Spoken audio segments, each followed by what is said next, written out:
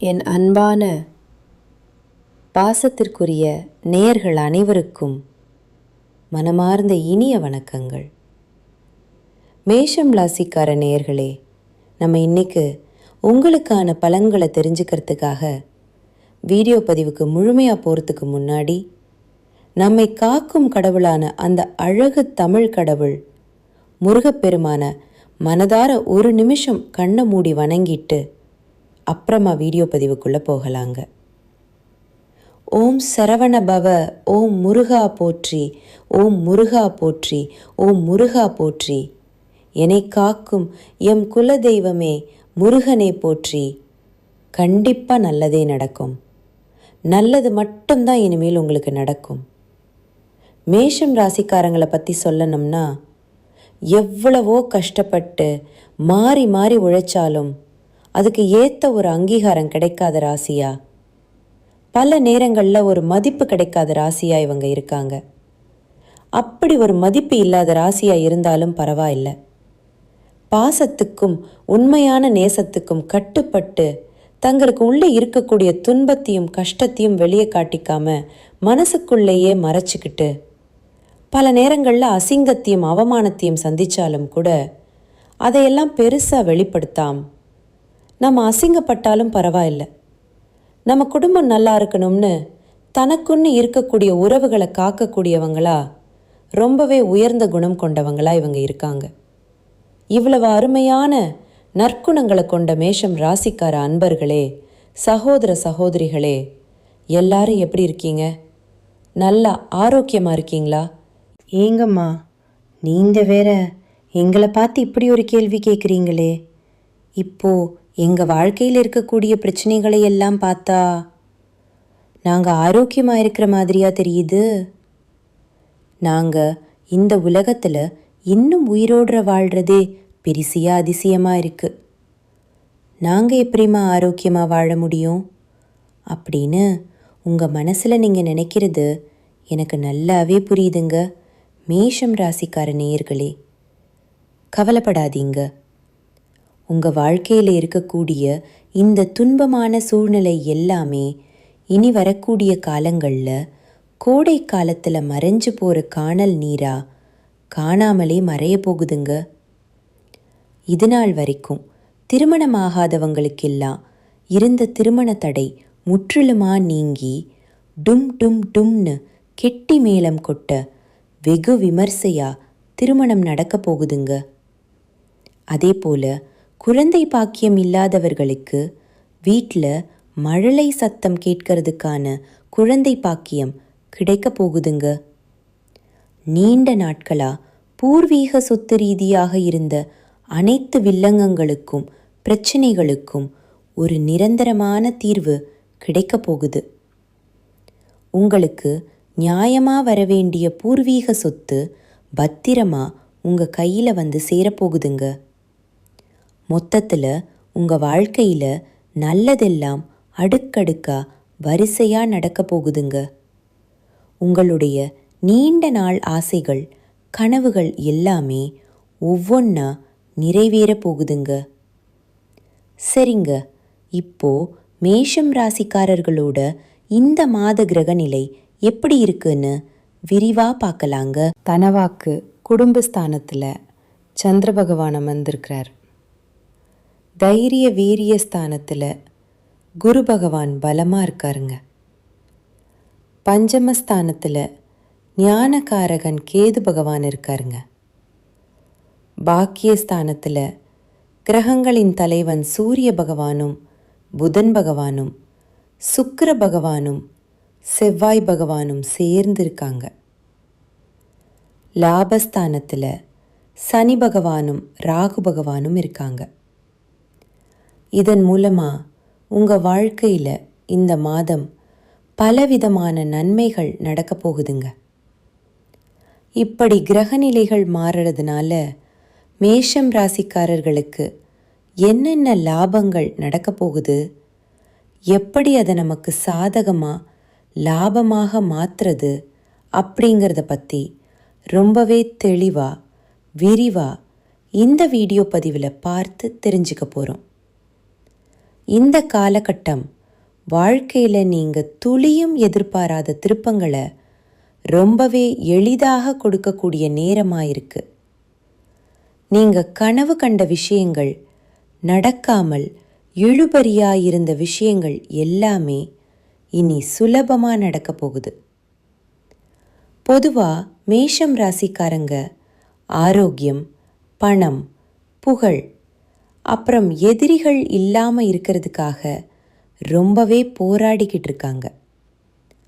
இந்த காலகட்டத்தில் இறைவன் நிச்சயமாக உங்கள் பக்கம் இருக்கிறதுனால உங்களை இன்னும் கொஞ்சம் கூடுதல் பலப்படுத்துவதுக்காக குரு பகவான் உங்கள் வாழ்க்கையில் ஒரு பெரிய அற்புதத்தை நிகழ்த்த போகிறாருங்க. முக்கியமாக குரு வக்கர நிவர்த்தியாக போகிறாருங்க. இதனால் என்ன நடக்கும்னா, உங்களுக்கு எதிரியாக இருந்தவங்க கூட நண்பராக மாறுவாங்க. செவ்வாய் பகவான் உச்சம் பெற்ற வீட்டில் இருக்கிறதுனாலங்க பூமி சம்பந்தப்பட்ட வில்லங்கம் எல்லாமே இருந்த இடம் தெரியாமல் விலக போகுது. அதே போல் புதன் பகவான் யார் யார் நம்மளை பற்றி என்ன நினைக்கிறாங்க அப்படிங்கிறத உங்களுக்கு வெளிப்படுத்த போகிறாருங்க. சுக்கிர பகவான் 11வது வீட்டில் இருக்கிறதுனால உங்களுக்கு லாபங்கள் பெரிய அளவில் பெருக போகுதுங்க. விரயத்தில் இருக்கக்கூடிய சனி பகவான் முதல் 2.5 வருஷத்துக்கு இருக்க போகிறாருங்க. இதனால் உங்களுடைய கௌரவம் எந்த இடத்துலையும் குறையாமல் காப்பாற்றப்பட போகுது. இந்த கிரகங்களின் நல்ல தன்மையை முழுமையாக பெற நீங்கள் அபிராமி அந்தாதியில் இருக்கக்கூடிய 9வது பாடலை நீங்கள் மனதார படிக்கணுங்க. பௌர்ணமி இல்லைன்னா அமாவாசை தினங்களில் பூசணிக்காயில் குங்குமம் வச்சு திருஷ்டி கழித்து உங்கள் வீட்டு வாசலில் உடைக்கணுங்க. அதே போல் சிவபெருமான் தானாக தோன்றிய சுயம்புலிங்கமாக எங்கே இருக்காரோ அங்கே போய் சிவனை மனமுருகி தரிசனம் பண்ணிட்டு வாங்க. இதனால் உங்கள் வாழ்க்கையில் ஒரு ராஜதந்திரம் ஏற்படும். வருமானம் கிடுகிடுவென உயருங்க. நல்ல மனசோட நிறைய நல்ல உள்ளங்களை நீங்கள் பார்க்க போகிறீங்க. கண்டிப்பாக நல்லதுலது நடக்க போகுதுங்க. இது நாள் வரைக்கும் உங்களை வேண்டாம்னு சொல்லிட்டு போன சொந்த பந்தங்கள் எல்லோருமே இனி வரக்கூடிய காலங்களில் அவங்களாவே உங்களை தேடி வரப்போகிறாங்க. திருமணம் ஆகாதவங்களுக்கு இவ்வளவு நாளாக இருந்த திருமண தடை நீங்கி உங்களுக்கேற்ற சரியான வாழ்க்கை துணையோடு திருமணம் நடக்க போகுதுங்க. ஏங்க, எனக்கு திருமணம் ஆகிருச்சு, ஆனால் நாங்கள் போகாத கோயில் இல்லை, பண்ணாத பரிகாரம் இல்லை, எங்களுக்கு இன்னும் குழந்தை பாக்கியம் கிடைக்கலையே அப்படின்னு கண்ணீர் சிந்திக்கிட்டு இருக்கக்கூடிய மேஷம் ராசிக்காரர்களே, கலங்காதீங்க. உங்களுக்கு இந்த காலகட்டத்தில் அழகான குழந்தை பாக்கியம் கிடைக்க போகுது. இது நாள் வரைக்கும் நீங்கள் பணங்காசுக்கு கஷ்டப்பட்டு 4-5 பேர்கிட்ட கடன் வாங்கி ஒவ்வொரு நாளும் வேதனையோடு வாழ்ந்திருப்பீங்க. ஆனால் இனி வரக்கூடிய காலங்களில் நீங்கள் 4-5 பேருக்கு பணங்காசு கடன் கொடுக்கக்கூடிய அளவுக்கு, அந்த அளவுக்கு செல்வாக்கில் உயர்ந்த வாழ்க்கையை வாழ போகிறீங்க. இது நாள் வரைக்கும் உங்களுடைய படிப்புக்கு தகுந்த வேலை இல்லாமல் நீங்கள் ஏதோ மனசுக்கு பிடிக்காத வேலையை வேறு வழி இல்லாமல் செஞ்சிட்டு இருந்திருப்பீங்க. ஆனால் இனி வரக்கூடிய காலங்களில் உங்களுடைய படிப்புக்கும் தகுதிக்கும் ஏற்றாற் போல நல்ல கை நிறைய சம்பளத்தில் உங்களுக்கு பிடித்தமான வேலையெல்லாம் உங்களுக்கு கிடைக்க போகுதுங்க. மொத்தத்தில் உங்களுடைய வாழ்க்கையே ஒரு சொர்க்க வாழ்க்கையாக மாறப்போகுதுங்க. நிறைய பேர் குலதெய்வம் எங்கேயோ இருக்குது, என்னமோ இருக்குது அப்படின்னு கவலைப்படுறீங்க. அப்படியெல்லாம் நீங்கள் நினைக்க வேண்டாங்க. நீங்கள் எங்கிருந்தாலும் உங்கள் வீட்டில் ஒரு தீபம் ஏற்றி வச்சு அந்த தீப ஒளியில் தெய்வங்கள் இருக்கிறாங்க அப்படின்னு மனசில் ஆழமாக நினச்சி வழிபாடு செய்யுங்க. ஒருவேளை உங்களுக்கு குலதெய்வமே தெரியாவிட்டாலும் பரவாயில்ல, வீட்டில் தீபம் ஏற்றி வச்சு ஏதாவது ஒரு நல்ல நாளில் எங்கள் குலதெய்வமேன்னு நினச்சி வழிபாடு செய்யுங்க. ஏன்னா குலதெய்வ வழிபாடு குலம் காக்குங்க, குலம் தலைக்கும்.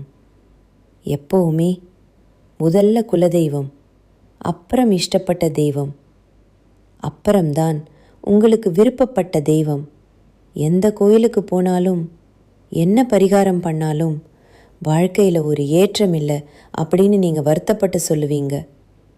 அப்படிப்பட்டவங்க தினமும் காலையில் எந்திரிச்ச உடனே முதல் வேலையாக சூரிய பகவானை நமஸ்காரம் பண்ணுங்க. அவங்களுடைய அனுகிரகம் இருந்தால் போதும். மற்ற கிரகங்கள் எல்லாம் சாதகமாக இல்லைன்னா கூட பரவாயில்ல.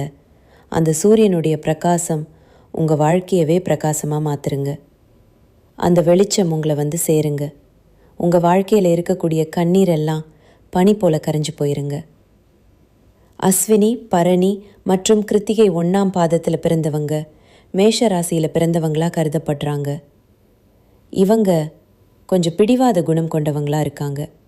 மேஷராசிக்கு நட்பு ராசியாக இருக்கக்கூடியவங்க யாருன்னு பார்த்தீங்கன்னா கும்பம், சிம்மம், தனுசு, மிதுனம். இவங்க எல்லாரும் நட்பு ராசியாக இருக்காங்க. இவங்களை பொறுத்த வரைக்கும் வாழ்க்கையில் ஒரு உறுதியான குறிக்கோளை ஃபிக்ஸ் பண்ணிடுவாங்க. அந்த குறிக்கோளை அடையிறதுக்காக இரவு பகல் உறங்காமல் அயராது உழைச்சிக்கிட்டே இருப்பாங்க. இவங்களை பொறுத்த வரைக்கும் நட்புக்கு ரொம்பவே முக்கியத்துவம் தருவாங்க. சொல்லப்போனால் நண்பனுக்காக தன் உயிரை கொடுக்க கூட தயங்க மாட்டாங்க.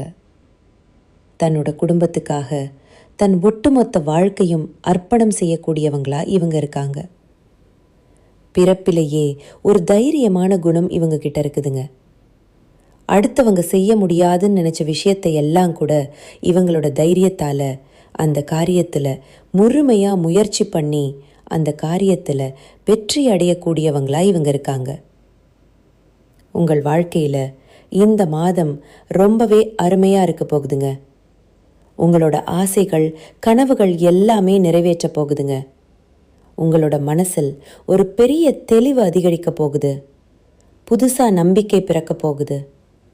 அடுத்தவங்க செய்ய முடியாதுன்னு ஒதுக்கி வச்ச காரியத்தை கூட நீங்கள் அழகாக திட்டம் தீட்டி முயற்சி பண்ணி அந்த காரியத்தில் நீங்கள் வெற்றி அடைய போகிறீங்க. பழைய கவலைகள் எல்லாமே மெதுவாக குறைய போகுது. குடும்பத்தில் ஒற்றுமை ஏற்பட போகுது. இது நாள் வரைக்கும் புருஷன் பொண்டாட்டிக்குள்ளே இருந்த சண்டை சச்சரவுகள் எல்லாமே விலக்க போகுது. மனசில் ஒரு பெரிய நிம்மதி ஏற்பட போகுது. உடல்நிலை ரொம்பவே ஆரோக்கியமாக இருக்க போகுது. இங்கே நல்ல செய்திகள் பல திசைகளில் இருந்தும் உங்களை தேடி வரப்போகுது. தடைப்பட்ட சுபகாரியங்கள், வேலைகள் எல்லாம் நடக்க போகுது. பொருளாதார நிலை மெதுவாக உயரப்போகுது. புதுசாக சேமிப்பு செய்யும் எண்ணம் உங்களுக்கு வரப்போகுதுங்க.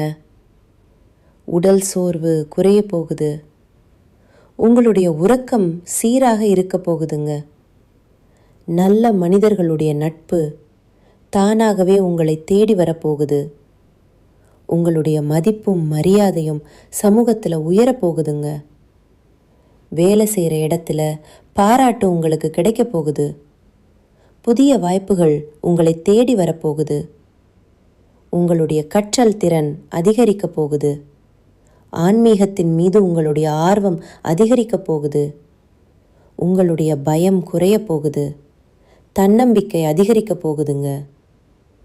பழைய பிரச்சனைகளுக்கு எல்லாம் ஒரு நிரந்தர தீர்வு கிடைக்க போகுதுங்க. குடும்பத்தில் மகிழ்ச்சி ஏற்பட போகுது. சுபகாரியங்கள் அடுக்கடுக்காக நடக்க போகுது. நீங்கள் செல்லக்கூடிய பயணங்கள் உங்களுக்கு நன்மை தரக்கூடியதாக அமையப்போகுது. வீண் செலவுகள் எல்லாமே குறைய போகுது. நல்ல தெளிவான முடிவுகள் எடுக்க முடியுங்க. உங்களால் மன அமைதி கிடைக்குங்க. உறவுகளில் புரிதல் அதிகரிக்கும். உங்களுடைய முயற்சிகள் எல்லாமே வெற்றி பெறுங்க. உங்களுடைய பொறுமைக்கான பலன் நிச்சயமாக உங்களுக்கு இந்த காலகட்டத்தில் கிடைத்தே தீரும். எதிர்பார்த்த உதவி உங்களை தேடி வரும். எதிர்கால நம்பிக்கை அதிகரிக்கும். மொத்தத்தில் உங்கள் வாழ்க்கையில் சந்தோஷம் நிலைச்சிருக்க போகுது. உங்களுடைய ஆசைகள், கனவுகள் எல்லாமே படிப்படியாக நிறைவேற்ற போகுது. உங்களுடைய வாழ்க்கையில் இது நாள் வரைக்கும் இருந்த அனைத்து கஷ்டத்துக்கும் ஒரு நல்ல தீர்வு கிடைக்க போகுது. மேஷ ராசிக்காரங்களே, இந்த நிமிஷம் வரைக்கும், இந்த நொடி வரைக்கும் நீங்கள் ரொம்பவும் கஷ்டப்பட்டு வாழ்ந்துட்டுருக்கீங்க. ஆனால் இந்த நிலையெல்லாம் இந்த மாதம் ஏற்படக்கூடிய கிரகநிலை மாற்றத்தின் மூலமாக காணாமல் போக போகுதுங்க. உங்கள் வாழ்க்கையில் சந்தோஷம் நிலச்சிருக்க போகுதுங்க. நிம்மதி, ஆரோக்கியம் எல்லாம் சிறப்பாக இருக்க போகுதுங்க. மேஷ ராசிக்காரர்களே, உங்களுக்கு அதிர்ஷ்டம் தரக்கூடிய நிறம் வெள்ளை நிறம் மற்றும் ஆரஞ்சு நிறம். அதிர்ஷ்டம் தரக்கூடிய திசை தென்மேற்கு மற்றும் வடகிழக்குங்க. அதிர்ஷ்டம் தரக்கூடிய எண்கள் 6 மற்றும் 8ங்க. அதிர்ஷ்டம் தரக்கூடிய கிழமைகள் வியாழக்கிழமை மற்றும் வெள்ளிக்கிழமைங்க. உங்களுக்கு அதிர்ஷ்டம் தரக்கூடிய மலர்கள் என்னன்னு பார்த்தீங்கன்னா மல்லிகை மலர் மற்றும் ரோஜா மலருங்க. மேஷ ராசிக்காரர்களே, உங்கள் வாழ்க்கையில் மேலும் நல்லதெல்லாம் நடக்க நீங்கள் செய்யக்கூடிய ஒரு எளிய பரிகாரம் என்னன்னு பார்த்தீங்கன்னா, உங்கள் வீட்டுக்கு பக்கத்தில் இருக்கக்கூடிய ஆதரவற்ற வயதான முதியவர்களுக்கு உங்களால் முடிஞ்ச உதவிகளை சாப்பாடோடோ துணிமணியோ உங்களால் முடிஞ்சதை செஞ்சுக்கிட்டு வாங்க. இந்த உதவியை நீங்கள் மனசார செய்கிறதன் மூலமாக உங்கள் வாழ்க்கையில் இருக்கக்கூடிய துன்பங்கள் எல்லாம் குறைந்து இன்பங்கள் ரெட்டிப்பாக கிடைக்குங்க. எப்பவுமே நல்லதே நடக்கும். நல்லது மட்டும்தான் நடக்கும். நன்றி, வணக்கம்.